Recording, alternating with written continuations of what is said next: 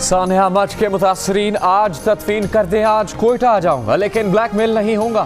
وزیر اعظم عمران خان نے کوئٹہ میں دھرنے پر بیٹھے مظاہرین سے کہا کہ جیسے ہی شہداء کی تدفین کر دی جائے گی وہ کوئٹہ آ جائیں گے، لیکن تدفین کو وزیر اعظم کے آنے سے مشروط نہیں کیا جا سکتا۔ وزیر اعظم کو اس طرح بلیک میل نہیں کیا جاتا۔ یہ کسی بھی ملک کے پرائم منسٹر کو اس طرح کی بلیک میل نہیں کرتے۔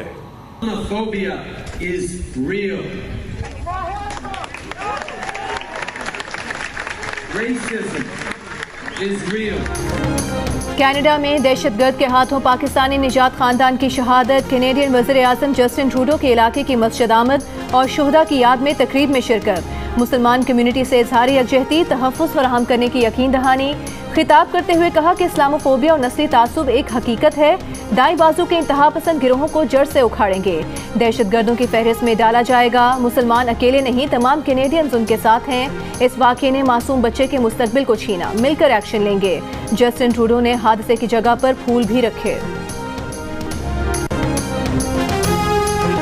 کینیڈا کے شہر اونٹیریو میں ہزاروں افراد کا اجتماع، واقعے کے مقام پر پھول رکھ کر اظہار یکجہتی، ملزم کو کیفر کردار تک پہنچانے کا مطالبہ۔